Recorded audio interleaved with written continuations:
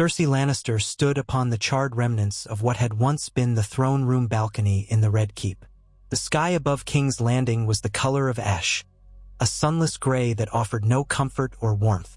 Tall columns of smoke rose from ruined districts far below, and the acrid stench of burning flesh clung to the air. Though the wind whipped her hair about her face, her expression was as cold and imperious as ever. The sharp lines of her cheeks flushed the faintest hue from the chill. She said nothing, only stared at the courtyard below where a patrol of her Queen's Guard stood, steel armor glinting faintly in the weak daylight. She had survived countless trials. The War of the Five Kings, the shame of the walk through the streets, rebellions from every corner of the realm. Yet none of those experiences could have prepared her for the unholy alliance she was about to cement. A union that promised the ruin of all who dared oppose her, and quite possibly the ruin of the entire world if she was not careful. She had ordered Qyburn to have her carriage readied. It was no common carriage but a monstrous contraption of blackened wood reinforced with iron, an ominous vehicle more suited to a funeral procession than a royal outing. A half-dozen of her guards would accompany her, each sworn to secrecy under the penalty of a slow, excruciating death. The nature of her journey was unknown to all but a precious few, and she intended to keep it that way. She needed to meet her new ally in secret, beyond the boundaries of civilization, at a place that no ravens would spy and no tongues would whisper. There, in the desolate wastes, something vile and older than any living memory awaited her presence. It was not the first time she had heard of the Night King, nor the first time she dismissed him as an impossible fable. But those days of disbelief were long gone. The dead were real and they were marching south. Their advance had been slowed, in part, by the bold efforts of Jon Snow and Daenerys Targaryen. But winter was creeping over the world like a biting shroud. There was no more hiding from the truths that came with the gathering cold. Cersei thought back to that day when she had first laid eyes on a white, an undead horror brought to the dragon pit in a desperate attempt to unite the living. She had lied then. She had promised to help in the fight against the dead, while in her heart she had planned to let the northern armies bleed themselves dry. She would preserve her own forces, letting the undead and her many enemies destroy one another. But then the tide had shifted in ways she had not anticipated. Daenerys Targaryen had proven more formidable than expected, forging alliances faster than Cersei could sabotage them. Even more disturbing was the idea that the White Walkers were unstoppable, that the living, for all their cunning and alliances, might not survive. In the bleak recesses of her imagination, Cersei wondered what if the living did manage to defeat the dead. She would be left alone, the last Lannister in power, with no allies to turn to, overwhelmed by the combined might of Targaryen forces. No, she needed a plan that would shift the balance to her advantage. She had never feared unconventional methods. Had she not used wildfire to blow up the September of Baelor, annihilating her enemies in one fell, blazing stroke? She had sacrificed some of her own in that unholy conflagration, but the result had been worth the cost. She became queen without question, enthroned by fear and might. Now, to preserve her reign, and to ensure the downfall of every last threat to her power, she was willing to go beyond the realm of mortal alliances. The White Walkers inspired a terror that even the greatest houses of Westeros could not overcome easily. What if that terror could be harnessed? Her boots clacked on the cold, hard floor as she turned from the balcony and descended the steps that led to a dimly lit corridor. Her mind drifted to the memory of Jaime's departure. He had left her because he believed in honor above all else, at least the form of honor that demanded he fight for the living. She had lost the only man who had truly loved her unconditionally. She hated him now for his betrayal, for not standing by her side when she needed him, for not understanding that she did everything for their family, for him, for their legacy. Had he remained, she might have shared with him the secrets that she had gleaned, the knowledge that might save them both. But Jaime was gone, possibly dead by now in the war to the north. She could not let grief break her. In fact, she used that sense of loss and rage to fuel her ambition. Qyburn awaited her in a small courtyard, hunched in his dark robes, face pale as milk. The man had dabbled in necromancy, well, if not by name, then by practice. She had once suspected he might be the man to unify her cause with the undead. But even Qyburn had been shocked by the nature of what lay beyond the wall. He had once told her that the powers that animated the White Walkers were older and greater than anything he had ever studied. For a man like Qyburn, who was enthralled by the mysteries of life and death, that was both exhilarating and terrifying. He greeted her with a respectful bow. "Your Grace, all is in readiness." Cersei nodded curtly, not wanting to waste words. Her swirling cloak was black trimmed with gold, and the lion sigil of House Lannister was stitched upon her breast. She felt the familiar weight of her regal garments, heavy with the burden of her rule, but also with the promise of might. Slipping into the carriage, she motioned for the driver to move. Her knights followed, forming a tight ring around her. They set off, winding through the ravaged streets of King's Landing where frightened peasants huddled in alleyways, their eyes wide with terror at the presence of the Queen's Guard. War had come to the capital more than once, but never with such desperation.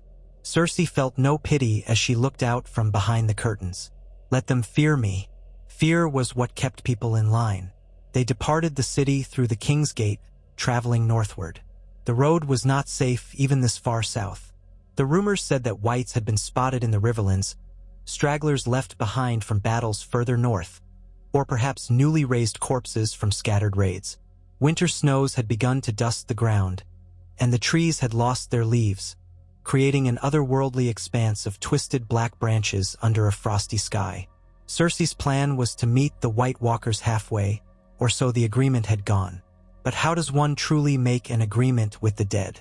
Qyburn had devised a means of communication, a twisted ritual involving the remains of an ancient others worship ritual discovered in old Valyrian texts. He had slit the throat of a captured white in a dark crypt beneath the Red Keep, chanting incantations in a forgotten language.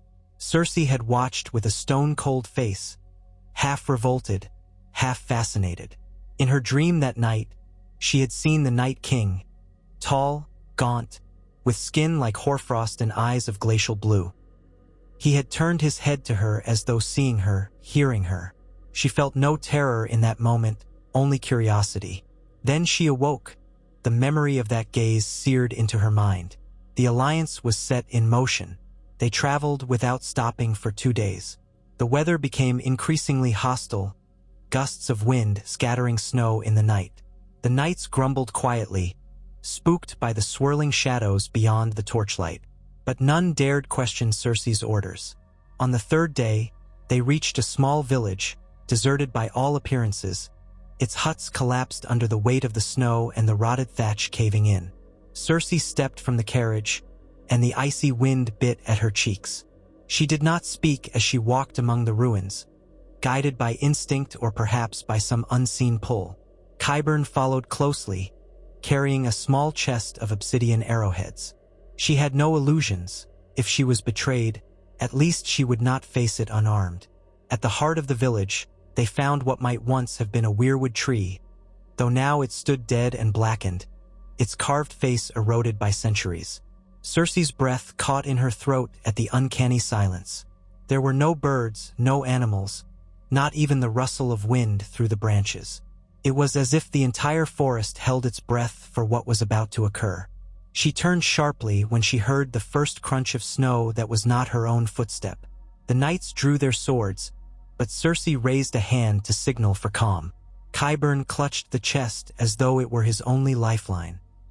They emerged from the treeline, tall silhouettes that seemed carved from ice. The White Walkers moved with a predatory grace. Each step they took caused the temperature around them to plummet.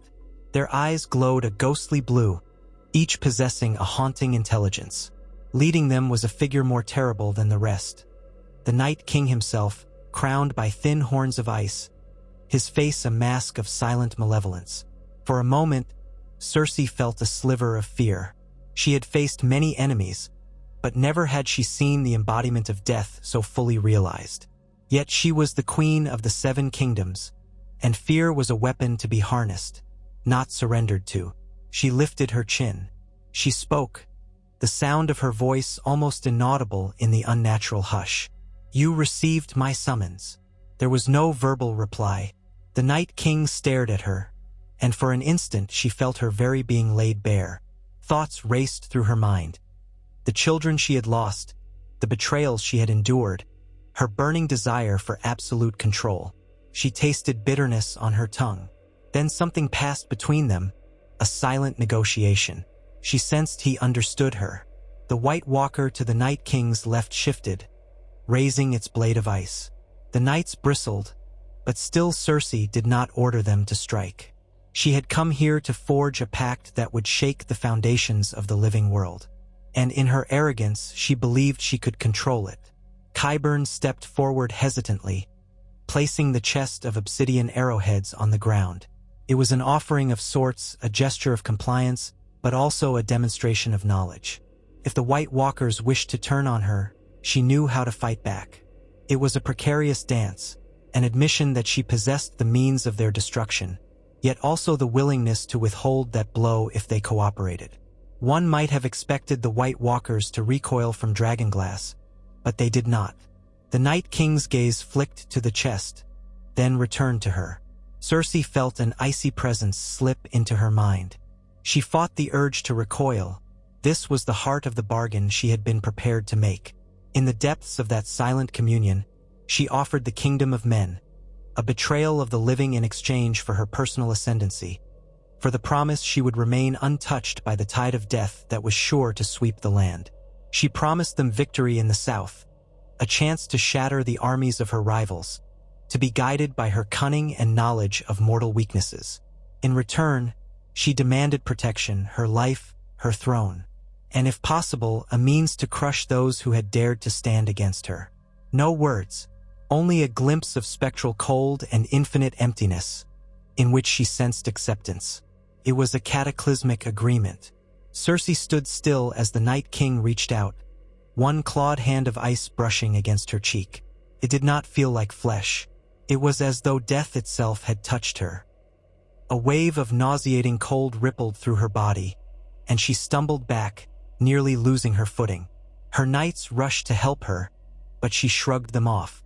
A faint shimmer in the air around the Night King suggested a bond had been struck, a seal of frost and darkness. That night, Cersei dreamt of an endless winter, a field of corpses with eyes of blue. She stood amid them, a twisted crown of black ice upon her head, the Iron Throne gleaming behind her in the swirl of snow. The dream filled her with both ecstasy and dread. When she awoke, she found Qyburn crouched near the dying embers of the campfire, his eyes wide with a mixture of fear and something akin to admiration. He had felt the ripple of power in the night, that whisper of ancient, terrible magic. He bowed his head to her, as though she had become a goddess of ice and vengeance. They traveled back to King's Landing in tense silence, the knights unnerved by the memory of those inhuman eyes. Cersei said little, but her mind spun with a dozen scenarios. She had allied herself with the greatest menace Westeros had ever known. But what did that truly mean? How would they communicate? Would the White Walkers march south at her beck and call, or would they simply annihilate everything in their path? The first real test of this unholy pact came only days later. Scouts reported that a host of undead was moving south along the King's Road, unstoppable. Daenerys' forces were attempting to stave them off near Moat Cailin.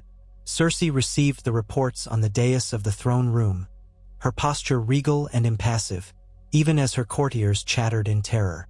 She gave no outward sign that she was anything but concerned for her kingdom. But inside, she was electrified. The White Walkers were on the move, and soon all of Westeros would feel their might. Yet the question remained, would they truly spare her? As the flow of refugees from the northern territories increased, Cersei commanded that the gates of King's Landing remain shut. Let the small folk starve outside the walls or attempt to flee further south. It was not her concern. She placed the city under strict martial law, rotating her guards day and night. The people began to whisper dark rumors, that the queen had made a pact with the forces of darkness. But who would believe such madness? And if it were true, what could they do about it? Meanwhile, Daenerys and Jon Snow fought valiantly in the north. The Starks had united the great houses that still remained loyal, House Manderly, House Glover, and others that had once wavered. News traveled slowly, but ravens told of fierce battles. The undead advanced, unstoppable, reanimating the fallen to join their ranks. Winter grew harsher, the storms more punishing. And somewhere among the swirling snow and howling wind, the Night King trudged forward, bringing the long night to Westeros. Cersei played her part like a seasoned performer. She seized upon the terror spreading through the Crownlands, announcing that she would reinforce the southern castles, Harrenhal, the Rosby lands, the Stormlands, for the protection of the realm. She allocated funds to hire more sellswords, sending the Golden Company to strategic locations not truly to fight the undead, but to stamp out any rebellious lords who might use the chaos to oppose her rule. She placed emissaries in the few seats of power that remained stable, sowing rumors that Daenerys was losing the war to the undead, that the Targaryen Queen's dragons were powerless in the face of the White Walkers' unholy magic. In reality, Rhaegal and Drogon were terrorizing the dead in battle after battle, blasting swathes of whites with dragonfire. But the Night King had his own deadly weapon, the resurrected Viserion, an undead dragon whose icy flame could tear down castle walls and freeze entire battalions in a matter of moments. Witnesses claimed the Night King rode Viserion above the battlefield, commanding legions of the dead with ease. The dragons clashed in the skies, a horrifying dance of fire and ice. While on the ground, the living fought desperately, hoping to survive just one more day. Ever cunning, Cersei realized that as the war up north grew more desperate, those who survived would be forced to retreat south. That was the moment she had prepared for. She had worked subtle channels of communication with the White Walkers ever since that fateful meeting. At times, she would awake in the night, drawn by a voice that was not a voice. She would see visions of snowscapes, of the dead tearing apart living flesh, and feel a cold thrill of satisfaction. And in turn, the Night King seemed aware of her desires, that the final blow should be struck at those who had wronged her. She wanted to see them broken. Jaime, if he yet lived, would see what she had become and what she had harnessed. She had no illusions that the White Walkers were truly her allies. They were instruments of death, unstoppable in their single-minded purpose. They knew nothing of loyalty or gratitude, but Cersei believed in her own ability to manipulate and survive. Let them come. Let them crush her enemies. She would find a way to remain the last one standing. She always had. Her first direct move in the war came when Daenerys Targaryen sent envoys to King's Landing, pleading for assistance in the fight against the dead. By then, the living had suffered severe casualties. The Night King's army was swelling with each battlefield victory, and the Northern Alliance was stretched thin. Daenerys had lost thousands of Unsullied and Dothraki, and the Knights of the Vale had been reduced to a handful of survivors. Winterfell still stood, but the cost was unimaginable. Rumors said Jon Snow had gone beyond the front lines, risking everything to slay White Walkers with his Valyrian steel blade, Longclaw. They managed to kill some, but each victory was overshadowed by the unstoppable march of the rest. The envoy arrived at King's Landing in battered furs, half-frozen, eyes full of desperation. Ser Davos Seaworth was among them, and he spoke honestly of the crisis. He remembered the last time they had tried to broker an armistice, and how Cersei had broken her word. Still, he tried again. The realm was at stake, and he appealed to any shred of decency she might possess. She received them in the throne room, perched on the Iron Throne. The braziers were lit, but the warmth was paltry. The banners of House Lannister still hung from the columns, though many were torn and dusty. At her side stood Qyburn, his presence a silent reminder that she did not rely on normal advisors. Ser Gregor Clegane, the Mountain, stood like an unfeeling statue, black armor shining. The envoys spoke of the carnage in the north, the relentless expansion of the undead. They implored Cersei to send her armies immediately if there was to be any hope of stopping the White Walkers before they overwhelmed every corner of the continent. When they finished, Cersei made a show of pondering their words. She touched the lion's sigil on her gown as though thinking deeply. Then her voice rang out, clear and resonant. "I sympathize with the plight of the North. How could I not? My own men have faced them, have they not? I recall the demonstration you gave us in the Dragon Pit. I recall my pledge to send support, which was scorned by those who claimed me untrustworthy. She allowed a smile to curve her lips, cold and mocking. Now you dare to come begging again? Where is your queen?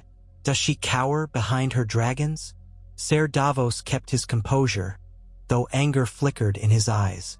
Your Grace, Queen Daenerys is on the front lines of this war, risking her life to save the realm. She entrusted me with these negotiations because time is of the essence. We need every available soldier to unite against a common foe. Cersei feigned concern, resting her chin upon her hand. A common foe, yes, but as I recall, you have always held me in suspicion. You claim that I am the usurper, that my throne is stolen. Now you wish me to fight side by side with those who would see me dethroned. Lord Varys was also present, lurking in the shadows. He had come south at me point, though under what pretenses was unclear. He merely observed, eyes darting between the queen and her visitors. There had been tension between Cersei and Varys for years, though she had not had him executed for the simple reason that she considered him more useful alive, at least for the moment.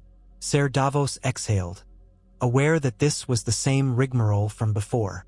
Your Grace, surely you understand that there will be no throne to fight over if the dead are not stopped.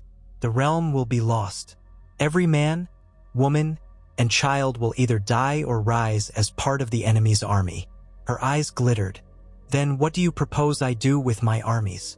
Send them north, only to be slaughtered by the thousands, weakening my position so that once the threat is ended, the Targaryen queen can sweep in and take what is mine.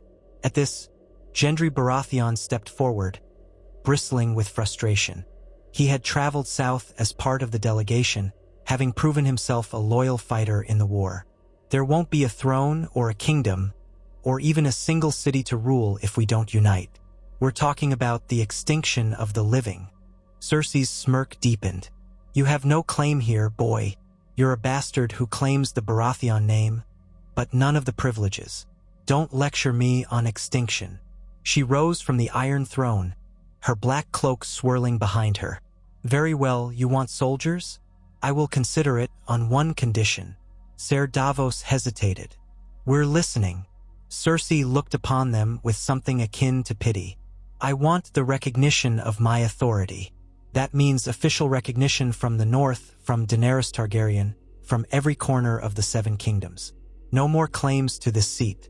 You will acknowledge me as the rightful queen of the Undulls and the First Men. In exchange, I will send the crown's armies, led by the Golden Company, to aid your defense. There were murmurs among the envoys. They knew Daenerys would never agree to such terms, not while she believed herself the rightful queen. Tension hung thick in the air. Ser Davos tried to negotiate. Surely we can come to a temporary understanding. Titles mean nothing if we are all dead. Once the war is won, we can resume. Cersei cut him off with a dismissive wave of her hand. Then you have my answer. Return to your Targaryen queen. Tell her that if she refuses to bend the knee, the crown will not sacrifice one man on her behalf. And should the day come that the dead are at my doorstep, I will ensure that King's Landing does not fall in vain. Her tone was icy, dangerously close to revealing the hidden truth behind her words. Gendry growled in frustration, but Ser Davos placed a restraining hand on his shoulder. They both understood that the trip had been futile. The illusions they might have clung to about Cersei's cooperation were shattered. They departed in bitter silence, and no sooner had they left the city walls than Cersei turned to Qyburn with the faintest smile on her lips. Send word, she said softly. Tell our new allies that the Targaryen forces will be at Moat Cailin for at least another fortnight, pinned down by the undead. Then, if our erstwhile foes should attempt to march south in retreat, the White Walkers may cut them off in the neck. Let the dead do the work for us. Qyburn nodded, bowing at the waist. He understood the coded instructions. A raven would be sent north, but not to any living recipient. He would dispatch it with the mystical runes that would guide it to the White Walker's domain. The next stage of the plan would unfold. Indeed, events progressed rapidly after that. The battles around Moat Cailin escalated. The region, a choke point between the north and the rest of Westeros, became a frozen graveyard. Jon Snow and Daenerys realized that they could not hold it indefinitely, not with the Night King's unstoppable hordes pressing upon them from every direction.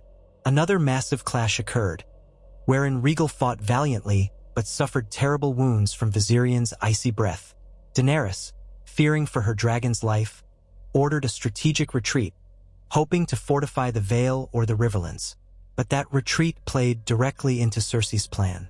The survivors found the roads blocked by snowdrifts and pockets of undead, as though the White Walkers anticipated every move. It was as if someone had orchestrated a perfect trap. Worse still, the newly turned Whites included some of their own, stalwart companions they had lost in battle, now rising with blackened hands and frost-rimed faces to strike at their former friends. Daenerys, racked with grief, was forced to watch as the numbers of her army dwindled day by day.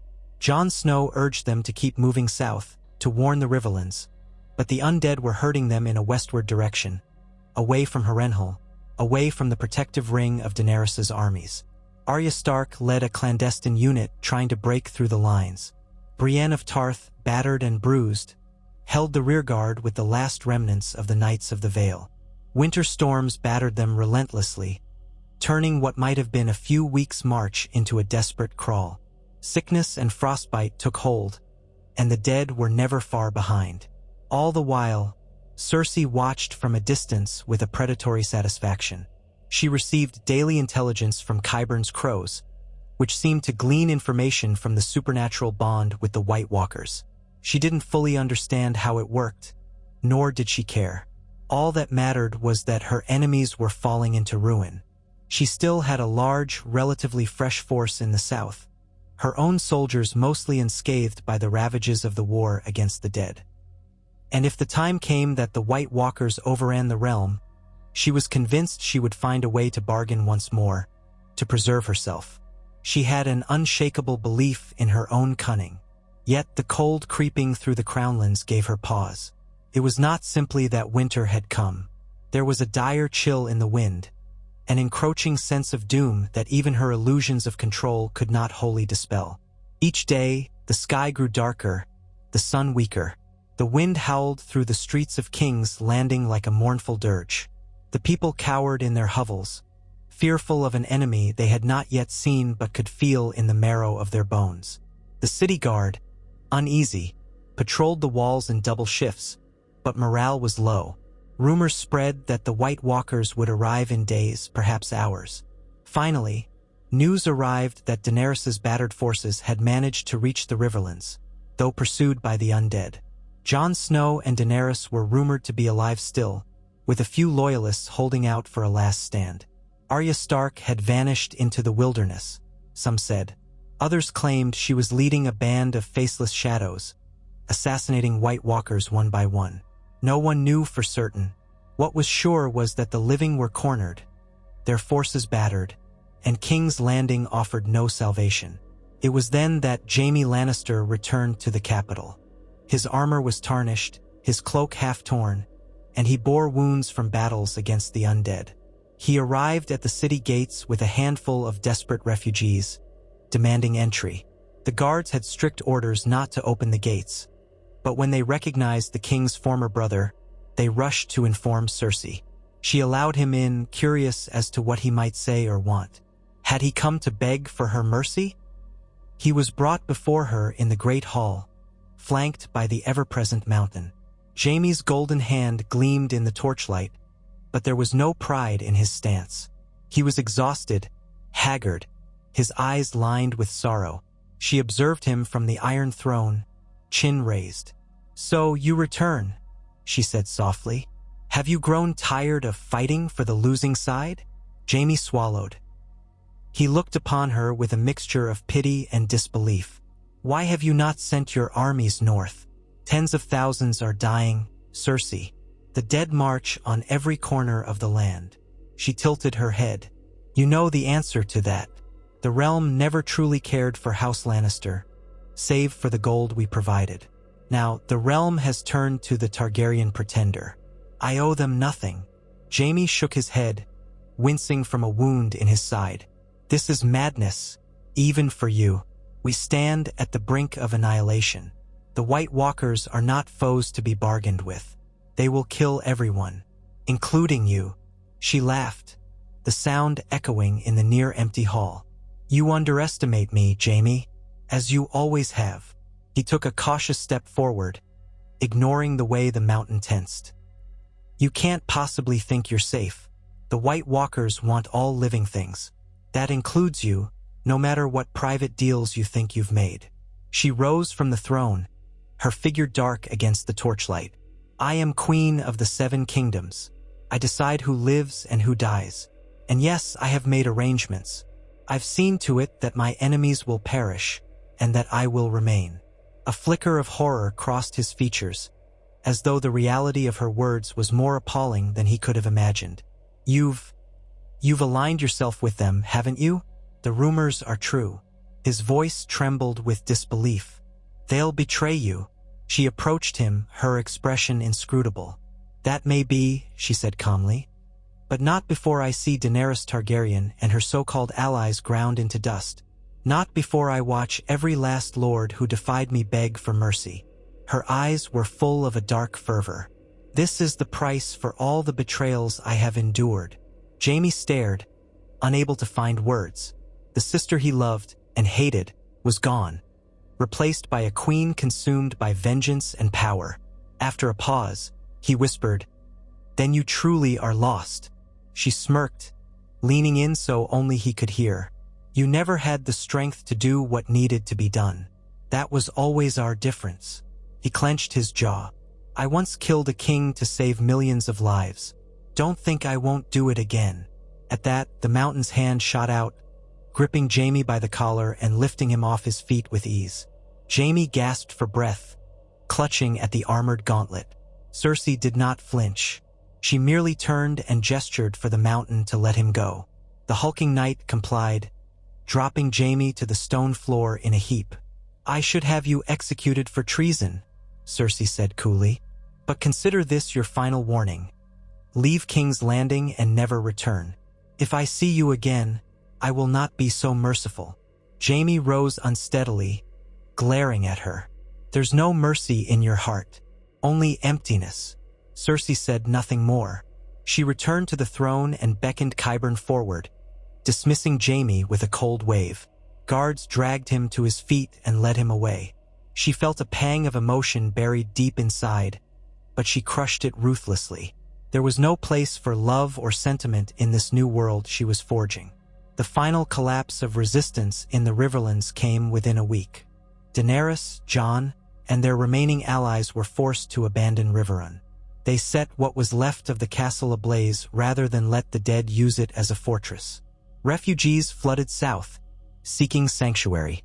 The Golden Company, under Cersei's command, blocked the roads leading into the Crownlands, pushing desperate families away by force. The chaos allowed the dead to harvest more bodies, adding them to their legion.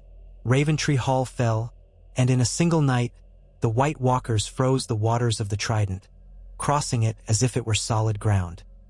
The unstoppable nature of the invasion scattered the living into disorganized pockets of resistance. Jon Snow led a group of survivors toward the Vale, hoping the mountainous terrain might buy them time. Daenerys attempted to rally forces near the Blackwater Rush, but was ambushed by a sudden onslaught of White Walkers led by the Night King himself. Dragonfire swept across the battlefield, incinerating thousands of Whites, but the Night King's presence instilled a chill so profound that it withstood even the flames. And there, above the swirling chaos, undead Viserion clashed with Regal. Their roars echoed for miles. Blue flame met greenish fire in an unearthly spectacle. Soldiers and Whites alike scattered below to avoid the carnage raining from the sky. Cersei watched from a distance, perched in a high tower of the Red Keep, using Qyburn's strange optical device to survey the horizon. She could see vague bursts of flame in the distance, the flicker of unnatural lights illuminating the twilight. She felt a surge of dark triumph. Let them destroy each other. The city was still intact, its walls thick and manned by fresh troops. In her mind, the plan was perfect. Wait until the last possible moment, then reveal her advantage. perhaps unleashing dragonfire or caches of wildfire she had hoarded, if the White Walkers turned on her too soon. She had prepared for every contingency, or so she believed. Yet an inkling of unease gnawed at her. She had no illusions about the White Walkers being trustworthy. Could she truly maintain control once they stood at the gates of King's Landing? What if the bond she had forged was not as strong as she believed? She tried to quell her doubts by reminding herself that she had always persevered. She was no fool. She had stationed scorpions and archers armed with dragonglass along the walls, had hidden barrels of wildfire in key locations around the city. If the dead came, they would face a slaughter. She told herself again and again that all was as it should be. The truth, though, was that she was dancing with forces she could barely comprehend. Day after day, the snows crept closer. With them, the rumors of monstrous atrocities. Women and children found frozen, their bodies mutilated in eerie symbols. The entire land north of the Blackwater Rush had become a wasteland of ice and death. Even the men of the Golden Company, veterans of countless campaigns in Essos, were shaken by the stories. Fear bled into their ranks. Then came the day that changed everything. A battered caravan of Targaryen loyalists approached the northern gate of King's Landing, bearing a wounded Daenerys Targaryen. Her face was ashen, her eyes dull. Rhaegal was nowhere to be seen, and those who accompanied her looked hollow with grief.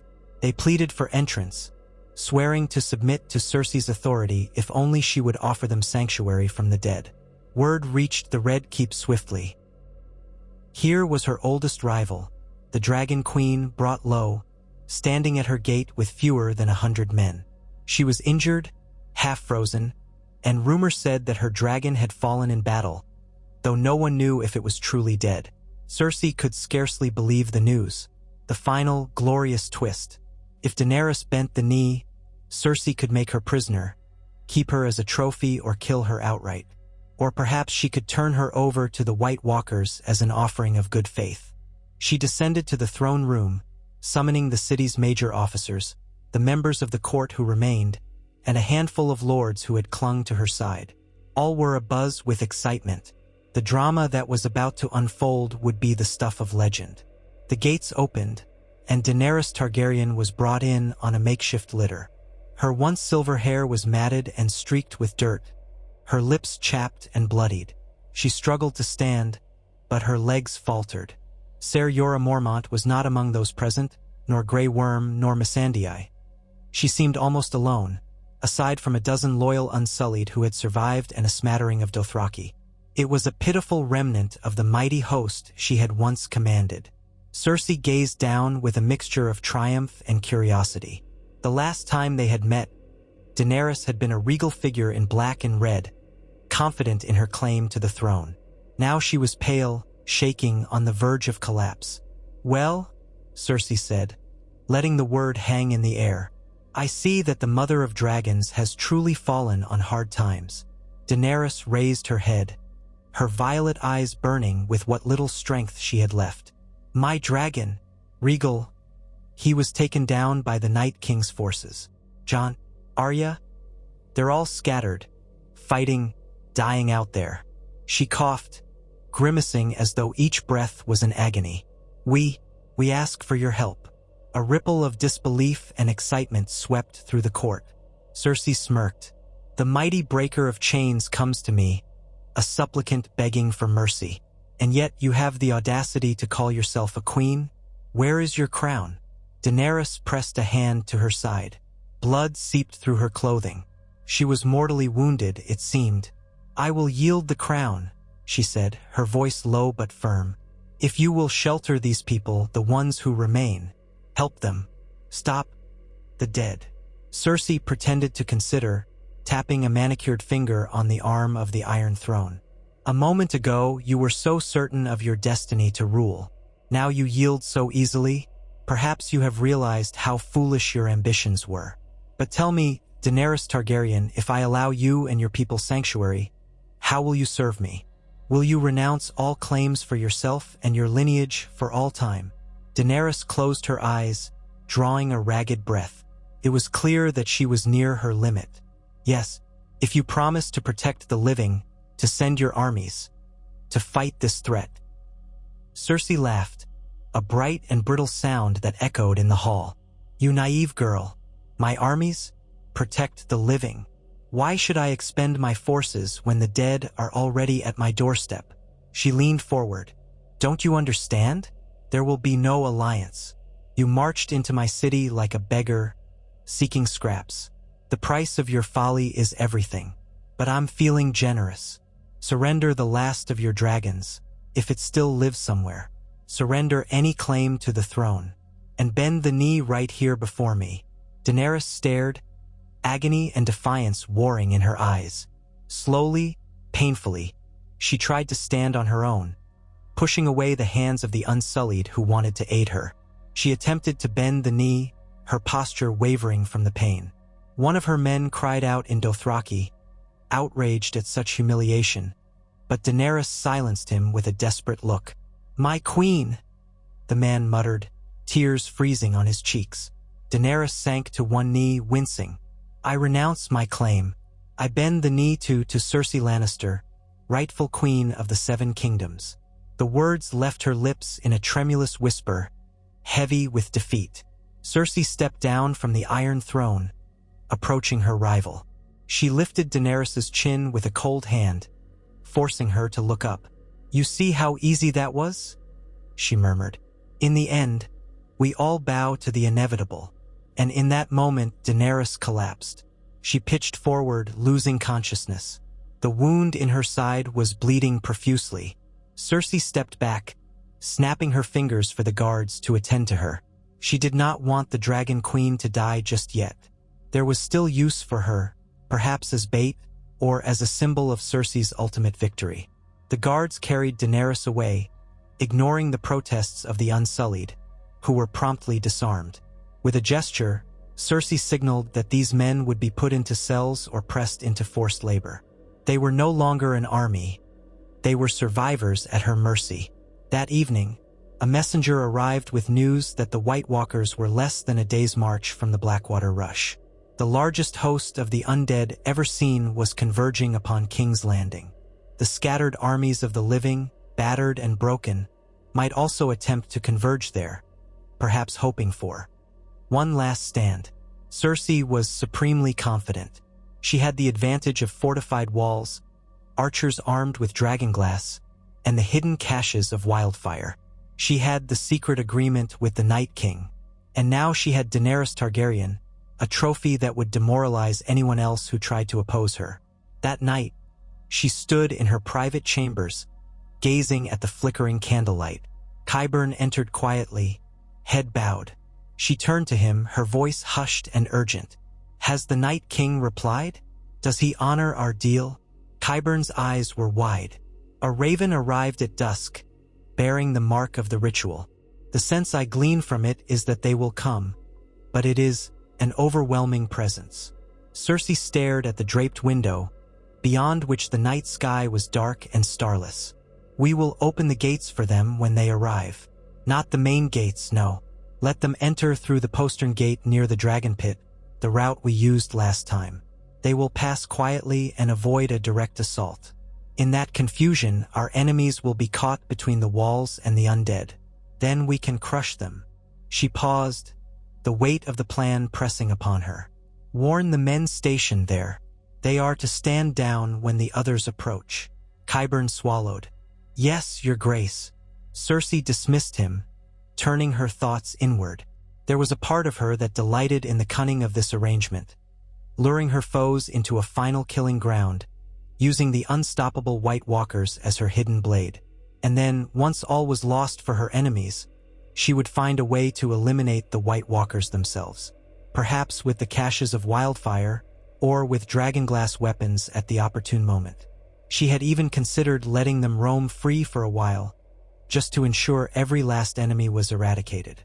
After all, once the White Walkers finished off the stragglers, she could incinerate them inside the walls with wildfire. The entire city might burn, but she would have the Red Keep and the Iron Throne and her crown. She would rebuild. Was that not a small price to pay for eternal power? She slept fitfully that night, dreaming of a tide of ice and death filling the city streets, the steps of the great September of Baelor fracturing under the weight of hoarfrost, the bells of King's Landing tolling in a haunted refrain. Yet in that dream, she saw her reflection in the polished steel of a soldier's breastplate, and her eyes had turned blue. She awoke with a start, heart pounding. Dawn came, bleak and cold. Scouts returned with reports of an enormous army of the dead stretching across the fields north of the city, nearly to the horizon. Snow drifted down, covering the scorched earth. Cersei climbed to the battlements, the wind lashing her hair against her face. She looked out upon the land. It was as though winter had smothered all color, leaving a monochrome world of gray skies, white snow, and dark silhouettes. The White Walkers were out there, waiting. She felt their presence, a subtle tingling at the base of her spine, reminding her that they were close. The defenders on the walls trembled. Even with the knowledge that they had dragonglass and wildfire, the sheer magnitude of the enemy was petrifying. Thousands upon thousands of whites, an endless sea of undead. At times, they thought they could hear the wailing cries of the damned carried on the wind. Soldiers prayed to the Seven, or to any god who might listen. But Cersei felt only a dark resolve. She would see this through. Midday approached, but the sun was hidden by thick clouds. Cersei sent a silent summons, hoping the Night King would remember their arrangement. Hours passed. The undead remained still, a massive line of silhouettes on the horizon, as if they were waiting for a signal. Then, in the distance, a horn bellowed. One of Cersei's outriders approached at full gallop, riding along the city walls, shouting that a group of living warriors had been spotted approaching from the west. Likely Jon Snow and his allies, the remnants of the Vale Knights or the Riverlands forces. Now was the moment. The living would be caught between King's Landing's walls and the undead behind them. Cersei barked orders to her captains. They were to hold fire until the enemy was engaged. She wanted no part in the living's last stand. Let them try to scale the walls in desperation, or let them turn to face the dead. Either way, they would be slaughtered. She stationed the mountain at her side, along with her Queen's Guard. Qyburn hovered nearby, face tight with excitement and fear. Soon they saw it. A ragged army of living men, maybe 5,000 strong at most, led by a handful of recognizable banners. The Stark direwolf, the Targaryen dragon, the Arryn falcon. Among them, she recognized the tall figure of Brienne of Tarth, battered but unbroken, and the smaller shape of Arya Stark, her face grim. Some held black blades of dragonglass, others had torches or improvised flails. Their formation was shaky, as though they had marched all night without rest.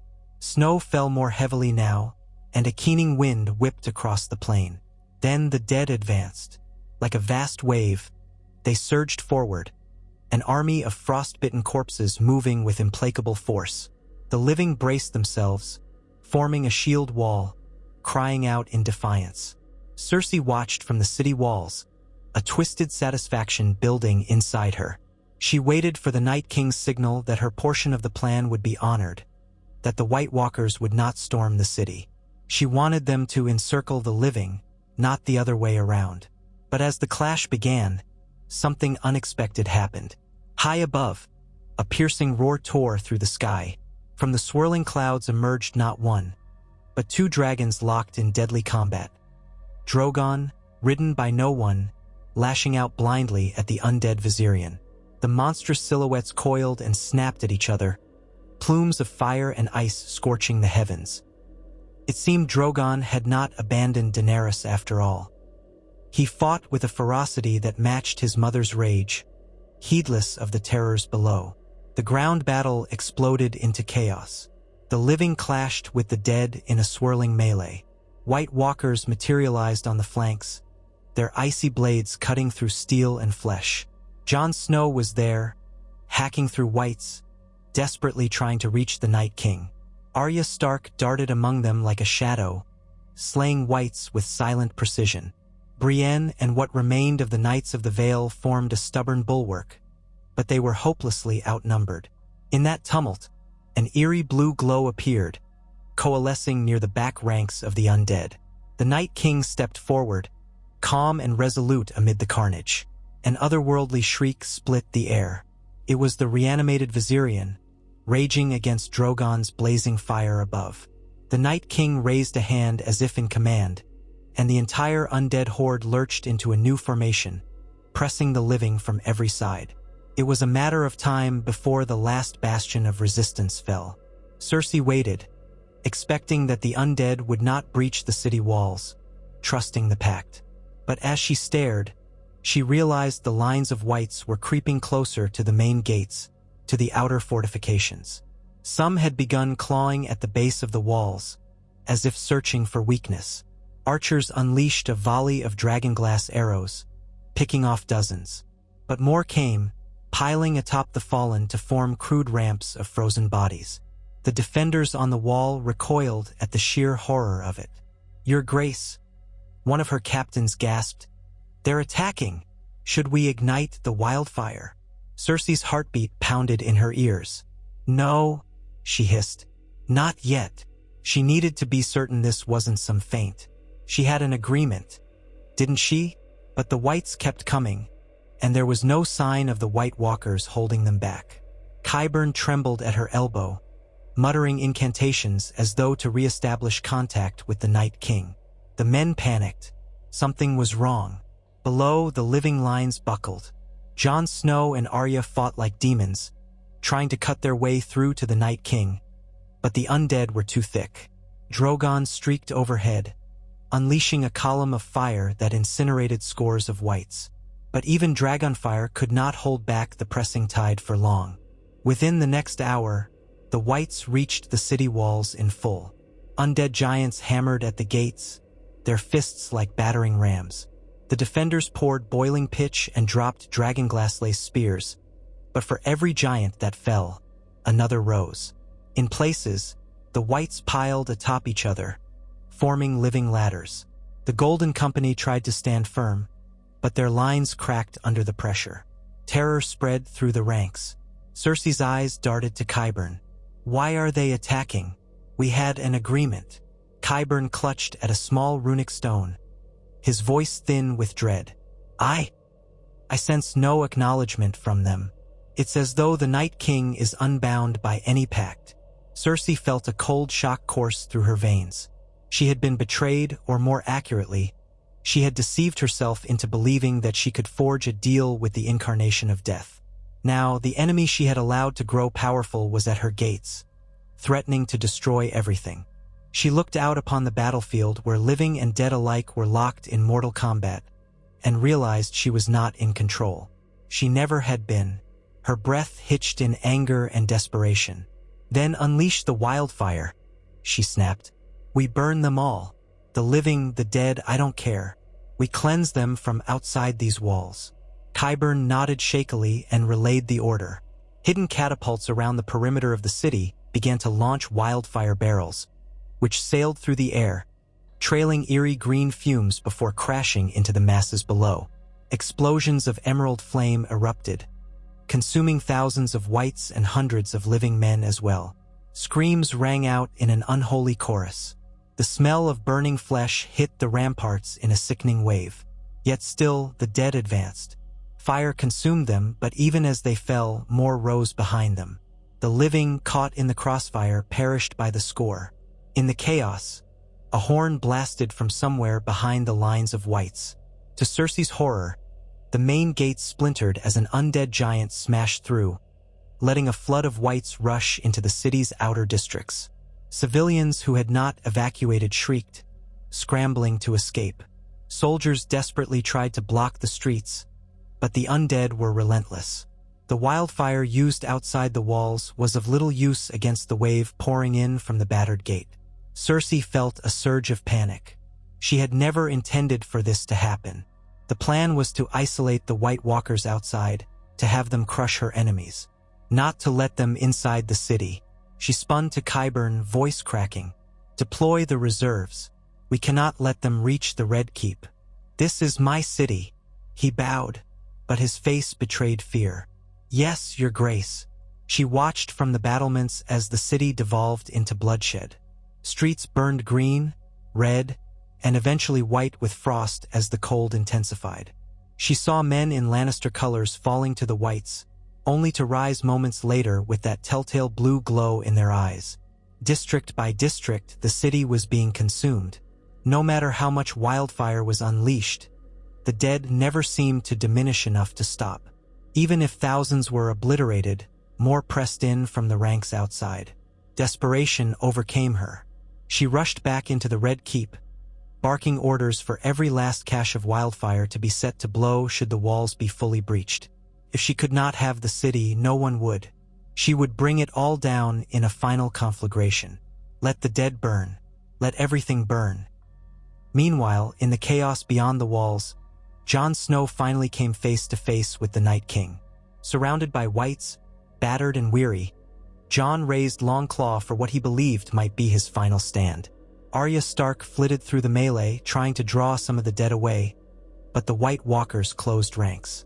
The Night King regarded Jon with an unreadable expression, then swung his ice spear. Jon parried, the clash sending shocks of cold through his arm. The unstoppable might of the Night King forced Jon back step by step. Then, in a blur of motion, Arya leapt from behind a wall of whites, Valyrian's steel dagger in hand, aiming for the Night King's spine. But he whirled with inhuman speed, catching her wrist in a grip like a frozen vice. A savage jerk snapped the bones in her forearm, and she cried out. Jon lunged forward in that instant, driving Longclaw at the Night King's chest. But the White Walker turned, using Arya as a shield. Jon froze, unable to strike without killing her. The Night King's free hand clamped on Jon's throat, lifting him off his feet. The swirl of battle thundered around them. Arya writhed in pain, pinned by the Night King's strength. Jon gasped for air, the edges of his vision going dark. And overhead, the dragons still fought, undead Viserion shrieking as Drogon's flames scorched half of its decayed flesh. King's Landing burned and froze in equal measure. The unstoppable tide of the dead surged through the streets, meeting pockets of desperate defenders. Wildfire ignited sections of the slums, while the Red Keep soldiers fought door to door. Families trapped in their homes prayed for deliverance. Some tried to flee to the docks, only to find whites rising from the water, drawn by the promise of more corpses. The bells of the city clanged in dissonance, rung by terrified septons hoping to evoke the memory of an old tradition of surrender. But the dead did not know surrender, and they did not respond to bells. Cersei stood on a balcony overlooking the city, her breath hitching in short, ragged bursts. The once proud capital was a nightmare of ice and green flames. She felt the walls of reality closing in around her. Her illusions of control had shattered. She had unleashed a force that would not obey her commands, and now it was devouring the realm she had longed to rule alone. In that moment, she recalled Maggie the Frog's prophecy, that her children would die, that a younger queen would replace her. She had fought so hard to defy fate, forging alliances with monsters, believing she could shape the world to her will. And here she was, alone, as the city died around her. The stench of failure and unstoppable death choked the air. With a trembling hand, she motioned for Qyburn. "Light the rest of it," she whispered. "Burn it all. If I can't have the city, no one will." Qyburn hesitated, eyes flicking to the night sky where Drogon still battled Viserion. "Your Grace," the explosion might. "Do it," she screamed, spittle flying from her lips. "Let them all perish." Qyburn nodded reluctantly, turning to relay the command. Secret tunnels beneath the Red Keep held massive caches of wildfire, intended as a last resort. If ignited, the ensuing chain reaction would destroy the entire fortress, possibly the entire city. Cersei, in her madness, clung to the idea that if she could not rule Westeros, she would bring it down upon everyone's heads. But as Qyburn moved to pass the order, an arrow of dragonglass whistled through the air, plunging into his throat. He staggered, eyes wide, choking on blood. From the shadows emerged Jaime Lannister, his face contorted with grief and fury. "Cersei," he rasped, "I can't let you do this." She turned, eyes blazing. "You dare strike my hand?" Jaime pressed forward, ignoring the ache of his own wounds. "You've lost. We can still save some of them, but not if you destroy the city." Her lips curled in a sneer, though tears glistened in her eyes. "You think you can stop me? I am the queen. I have waited my entire life for this power." He shook his head. "It was never supposed to be like this. You're not the woman I loved." She stared at him for a moment that stretched into an eternity. The cacophony of war rang in the background. The shrieks of the dying, the roar of dragons, the clash of steel, the crackle of flames. Then her resolve hardened. She lunged toward a torch on the wall, intending to drop it into a barrel of wildfire that sat in readiness. But Jaime was faster, tackling her. They fell to the ground, the torch sputtering out. She struggled beneath him, screaming incoherently, nails scratching at his face. Her eyes were wild. "I'll kill you," she spat. "I'll kill you and everyone else if I must." Jaime pinned her arms with his golden hand and his flesh hand. Tears streamed down his cheeks. "I'm sorry," he whispered, voice trembling. "I'm so sorry." Before she could react, before she could spit another curse or lash out, Jaime pressed his hand over her mouth and nose, cutting off her breath.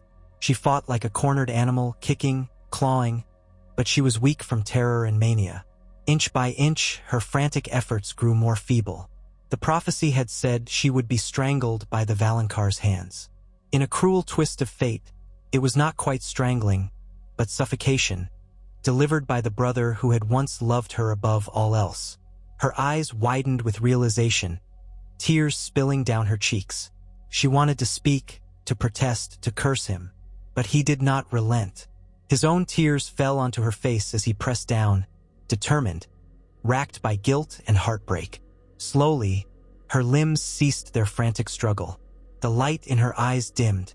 With one final shudder, Cersei Lannister went limp. Jaime knelt there, the corpse of his sister cradled in his arms. The city around him was a maelstrom of slaughter and flame. Yet in that moment, all he felt was a hollow numbness. He gently laid her down, his tears mingling with the blood on the floor. The woman who had dominated his life, his twin, his lover, his queen, was gone, and he had been the one to end it, not out of vengeance but out of a desperate attempt to spare the countless innocents she would have killed. Stumbling to his feet, Jaime staggered to the balcony. He looked out to see the undead forcing their way deeper into the Red Keep's courtyards. Soldiers fought valiantly, but their lines were disintegrating. Wildfire explosions rocked the city, but in isolated pockets, not the grand chain reaction that Cersei had planned. She would never see her final victory, nor her final destruction. Jaime knew that there was nothing left for him here. He turned away, leaving Cersei's body where it lay. Smoke choked the corridors, and distant screams echoed as wights poured in. He fled, determined at least to die fighting in the courtyard rather than burning or being torn apart in a corner. As he left the chamber, he caught a glimpse of Drogon overhead, diving at Viserion in one last suicidal attack. The city trembled with the impact, flames and ice engulfing the towers. Beyond the walls, the living's last stand had nearly collapsed. Jon Snow was pinned by the Night King, choking out his final breaths, while Arya lay crumpled with a shattered arm. Yet just before darkness claimed Jon, an explosion of green erupted around them, triggered by some last surge of wildfire in the city. The blast tore through the ranks of wights, sending the Night King reeling. Jon dropped to his knees, gasping. Despite the devastation, the undead advanced anew. Then, in one final twist of fate, Drogon and Viserion crashed onto the battlefield in a tangle of wings and claws, spewing flame and ice in a violent dance. The Night King glanced upward, momentarily distracted.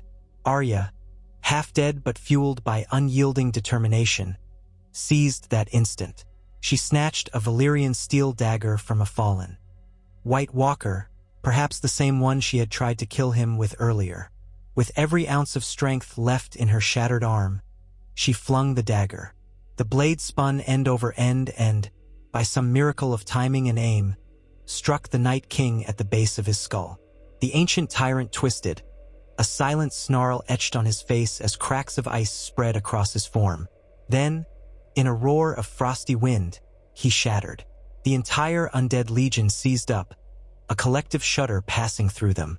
One by one, the White Walkers crumbled into shards of ice. Whites collapsed where they stood, lifeless once more. Even Viserion fell apart in mid-snarl, his undead flesh sloughing off in grotesque chunks. The city, rocked by wildfire and battered by winter, went still. Bodies lay strewn everywhere, living and dead. But a hush descended that was as terrifying as the battle had been. In that hush, Jon Snow cradled Arya Stark, calling her name. She gave him a faint smile, her face ashen, her breath ragged. "We did it," she murmured, though victory tasted of ash. The few surviving men and women around them gaped at the aftermath. King's Landing in ruins, the grand walls broken, the streets awash in flame and blood. Yet the White Walkers were no more. The living had survived, albeit at a cost almost too enormous to bear. Within the city, pockets of wildfire still burned. Structures collapsed under the damage from the fighting and the blasts. Survivors emerged from hiding places, some from cellars, some from behind barricades, and stared at the devastation. No one knew who truly ruled now. There was no sign of Queen Cersei. The Red Keep had partially collapsed, and rumors spread that the queen lay beneath the rubble. In truth, her body remained in that corridor, unremarked, overshadowed by the cataclysmic final moments of the war. Drogon, mortally wounded, crawled away from the wreckage of his battle with Viserion. He found Daenerys, half-conscious in the throne room where she had been taken. She awoke to see her last living child battered, scales scorched, black blood seeping from great wounds. Tears flooded her eyes. He let out a low, mournful rumble and gently nudged her, as though to say goodbye. She clutched at his massive head, sobbing, while the few unsullied who remained looked on, broken. With a final breath, Drogon shuddered and died. And so, in the ashes of King's Landing, the living took stock of what remained. Houses once mighty lay in ruins, leaders dead or scattered. The Targaryen queen, having lost her armies, her dragons, and nearly her life, was in no condition to reclaim any throne. The Stark siblings, battered beyond recognition, could barely stand. Jaime Lannister, after slaying the queen he once loved, wandered the ruins in a daze, uncertain whether to live or die. Tyrion was nowhere to be found, having fled the city before the final siege, perhaps out of fear of Cersei's wrath. For a time, it seemed there would be no Seven Kingdoms, no monarchy. Only pockets of survivors in a land scorched by wildfire and frozen by the worst winter in living memory. Yet humans are resilient. They would rebuild in time. The snows would melt someday. But the price paid had been incalculable. And at the center of it all was the memory of Cersei Lannister, the queen who believed she could harness death itself to maintain her power. She had triumphed over her rivals, or so she thought, forging an alliance with the White Walkers to crush Westeros. In her arrogance, she never realized that death is not a tool to be wielded, nor a bargaining chip to be played.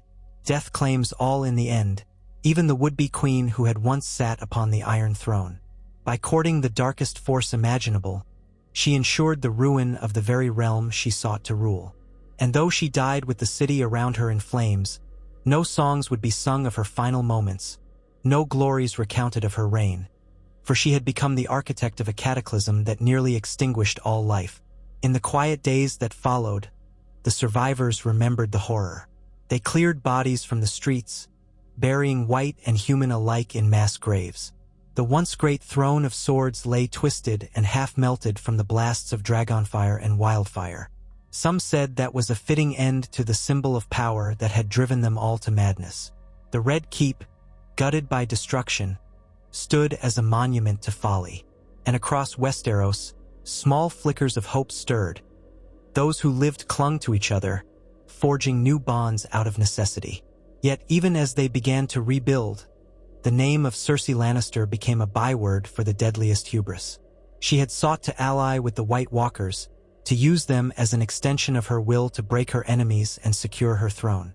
Instead, she unleashed a storm of ice and fire that nearly consumed the world. It was a cautionary tale of how far ambition and pride could drive a ruler, and how blindly ignoring the true nature of evil would lead only to devastation. Some whispered that, at night, in the cold halls of the ruined Red Keep, a spirit in a tattered crown of gold could be seen wandering aimlessly, her once regal visage drawn with horror. Whether it was a ghost of the queen or simply a story told by traumatized survivors, none could say. Perhaps it was just another legend in a land now rife with the echoes of the dead. But the lesson remained etched into the collective memory of Westeros. Alliances with death yield nothing but ruin, and the thirst for power unchecked by reason or compassion devours its bearer in the end. Thus ended the saga of Cersei Lannister, the Queen of the Seven Kingdoms, who believed she could twist the fate of the world to her liking by joining forces with the White Walkers. When the last snows of that terrible winter finally melted, the living did not mourn her. They did not honor her in tomb or tapestry. They left her bones among the rubble, to be scattered by the wind. And in the centuries that followed, her name stood as a grim reminder that some bargains are too monstrous to be made, and that the darkest powers of the world bow to no mortal queen.